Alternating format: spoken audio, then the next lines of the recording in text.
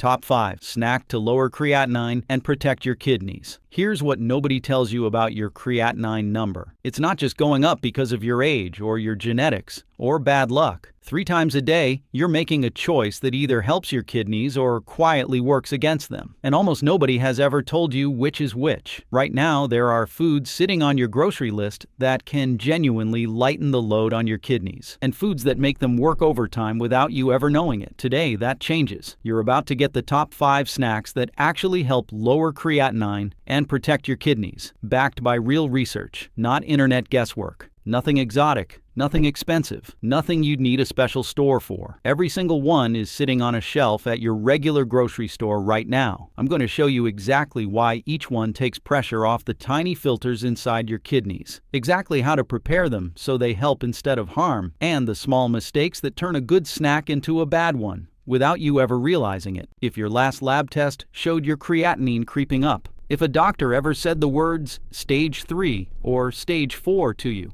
if you're waking up 2, 3, even 4 times a night and dreading it before you even lie down, stay right here, because this was made for you. By the end of this video, you'll know exactly what to buy this week, exactly how to prepare it the right way, and you'll understand your own lab report better than you ever have before. Let's get into it. The first snack on this list is one I hand to almost every kidney patient who sits across from me, and when I ask if they eat it, almost every single time the answer is no. Red grapes. And I already know what you're thinking, because I hear it in my office every week. Someone tells me grapes are loaded with sugar, and they're trying to watch their blood sugar. So stay with me, because the real answer is so much more interesting than a plain yes or no. Red grapes hold a natural compound called resveratrol, the same one you've heard tied to red wine. But here's what the wine bottle never tells you. The resveratrol in a whole grape does far more good for your body than anything alcohol could ever give you. And alcohol is truly the last thing a tired kidney needs more of. Inside your kidneys, resveratrol quiets down something called oxidative stress, which is really just wear and tear from unstable molecules called free radicals. And in a kidney that's already struggling, that wear and tear speeds up and slowly scars the tiny filters year after year. So resveratrol steps in like a shield to slow that damage down. Even the skin of the grape is doing work for you. It carries flavonoids called quercetin and anthocyanins, the very pigments giving grapes that deep red color. And early research ties these compounds to less protein leaking into your urine. So if you've ever seen foamy urine or been told you have protein showing up on a test, this matters more than you know. And here's the part almost nobody mentions. Red grapes are naturally low in potassium, just 88 milligrams in a half cup compared to over 400 in a single banana. And if your kidneys are already stage 3 or 4, that gap could protect your heart's rhythm.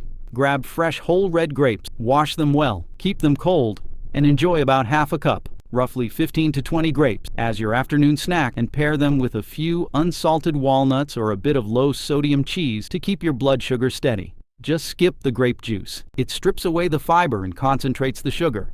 And skip raisins too, since drying grape packs potassium up to 750 milligrams in a quarter cup, turning a gift for your kidneys into a burden. So always reach for fresh red grapes, never green, because that rich color truly is the medicine. Now let me ask you something, and I really want you to think about it. Has a doctor ever looked you in the eye and told you to cut back on protein because of your kidneys? If they have, please listen closely to what I'm about to say, because getting this wrong can hurt you 2 different ways at once. Too much of the wrong protein forces a tired kidney to work harder than it should, but too little protein of any kind eats away at the muscle that keeps you steady on your feet and safe from a fall that could change your whole life. That's why the second snack on this list strikes exactly the right balance, and it's something as simple as cooked egg whites. Here's why egg whites deserve a spot almost nobody gives them, especially if you're over 60 and dealing with kidney disease. Every time your body breaks down protein, it creates waste, and one piece of that waste is called urea, which shows up on your labs as blood urea nitrogen, and a struggling kidney has to work overtime just to clear it out. Years back, doctors simply told people to slash their protein across the board, but that advice quietly opened a different door to trouble, because people past 60 are already losing muscle every year through something called sarcopenia. And here's the twist that catches even some physicians off guard. When you lose muscle, your creatinine can actually look worse on paper, since creatinine itself comes from muscle in the first place. And a frail body that's one stumble away from a fall is far more more dangerous than any number on a lab report. The real answer was sitting in front of us the whole time. Pick a protein your body can use almost completely, one that leaves behind barely any waste, and that's exactly what egg whites give you. Egg whites carry the highest biological value of any protein out there, meaning your body puts nearly all of it to work and leaves very little behind for tired kidneys to clean up. And if your BUN is already climbing, that relief truly matters. On top of that,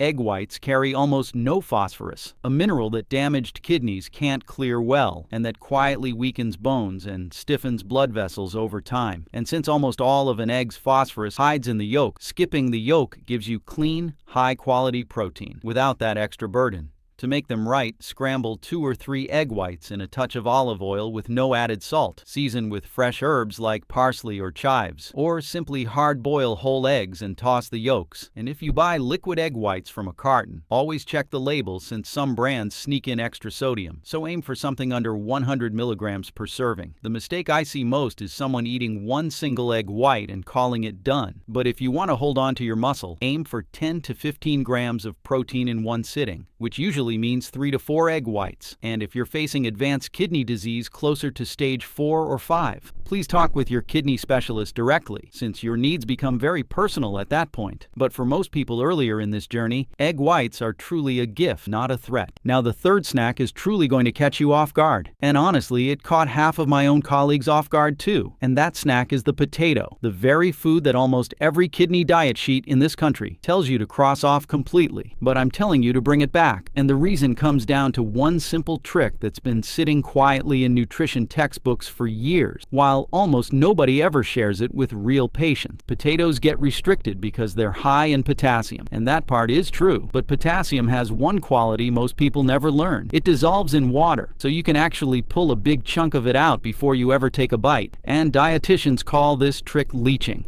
Here's exactly how you do it. Peel your potatoes, slice them thin, about the width of a coin, since thinner slices let more potassium escape. Drop them into a large pot of warm water. Let them sit for at least 4 hours. Switch out the water once halfway through, then drain, rinse well, and boil them in fresh unsalted water. And when you follow these steps, you pull out roughly 30 to 50% of the potassium. Leaving it behind in the water, you pour down the drain. This doesn't erase every bit of potassium, so it's not an invitation to eat unlimited amount, but it turns a food you feared into one many people with stage 3 kidney disease can enjoy safely with their doctor's blessing. I know crackers feel easier, but sticking with a kidney diet long term comes down to enjoying your meal. And a warm potato is filling and comforting in a way a dry rice cake never will be. And when people feel deprived, they quit the whole plan, which hurts far more than a properly prepared potato ever could. Try this. Take 2 small potatoes, leach them the way I describe, boil them fresh, then mash lightly with a touch of olive oil, some rosemary, and a splash of lemon juice, keeping your portion to about half a cup. Just remember 2 things. Microwaving skips the whole leaching process and traps all that potassium inside. And please don't swap in a sweet potato thinking it's the healthier choice, since a medium one carries over 500 milligrams of potassium unless leached the same careful way, because a kidney diet and a general healthy diet are simply not the same thing. Before we move forward, I want to ask you for something small that truly means a lot to this channel. Drop your age in the comments, and if you know your latest creatinine or GFR number, share that too,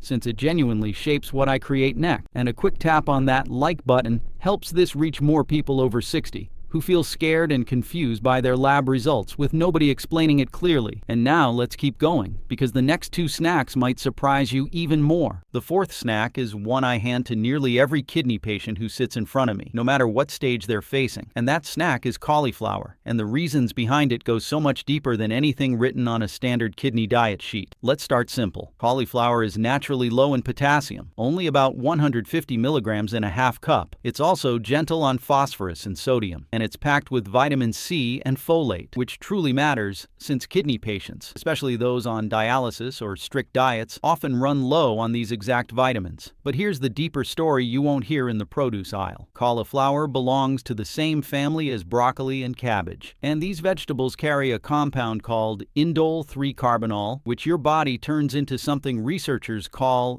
DIM, and early research suggests DIM helps calm inflammation by working working on one of your cell's key inflammatory pathways. That word inflammation matters so much here because in chronic kidney disease, a quiet, ongoing inflammation is one of the biggest reasons creatinine keeps rising, even in people who feel completely fine. I want to be honest with you.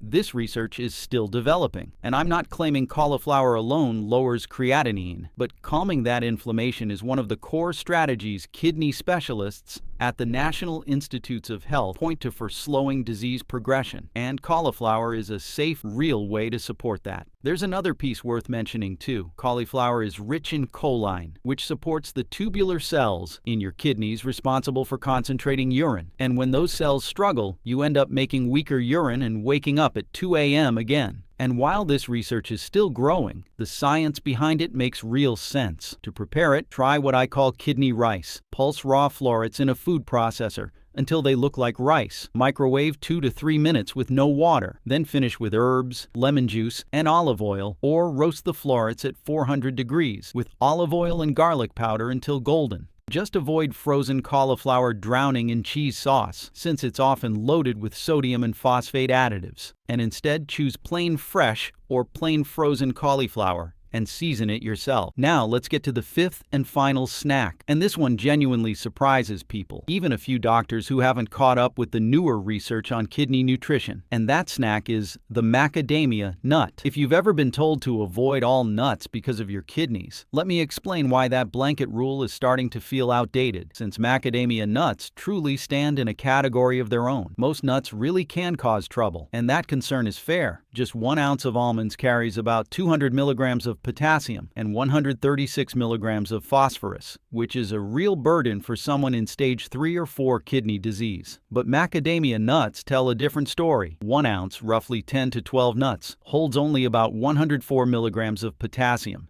and 53 milligrams of phosphorus, numbers dramatically lower than almost any other common nut, which turns this into a snack you can actually enjoy again. Macadamia nuts are rich in monounsaturated fats, the same heart-healthy fat found in olive oil. And this matters deeply because kidney disease and heart disease almost always walk together. And specialists at the National Institutes of Health and the American Heart Association both point out that people with chronic kidney disease are actually more likely to face a heart event than kidney failure itself, since the same inflammation damaging kidneys also damages arteries. These healthy fats help lower bad cholesterol and support healthier blood vessels, which means better blood flow reaching those delicate kidney filters. And early research even hints these fats may reduce protein leakage, while unhealthy saturated fats can make it worse. They're also one of the few truly crunchy snacks that won't spike your blood sugar. But portion control matters since they're calorie dense. So stick with 1 ounce, about 10 to 12 nuts. Choose raw or unsalted whenever you can, and skip anything coated in caramel or chocolate loaded with sodium and phosphate. One habit I love recommending: pair 10 to 12 macadamia nuts with a few fresh red grapes for an easy, satisfying, kidney-friendly snack. And one last important note that has nothing to do with your kidneys: macadamia nuts are toxic to dogs, so please keep them far away from your pet. So here's the one thing I want you walking away with tonight. Every snack we just covered does the exact same job. It takes weight off your kidneys' filters. That's the whole secret hiding behind all 5 of them. Grapes and cauliflower calm the inflammation that scars those filters year after year. Egg whites cut down the waste your kidneys have to clean up. The potato trick removes potassium before it ever reaches your plate. And macadamia nuts protect the blood vessels feeding blood into your kidneys in the first place. Your creatinine number isn't just a grade on damage that's already done. It's also a daily reflection of how hard you're asking your kidneys to work. And that part is in your hands 3 times a day, starting with your very next snack. You didn't get here from carelessness. This usually builds up over decades. But what your kidneys carry starting tonight, that part you can actually change. No prescription required. Pick just one of these 5 to start with this week.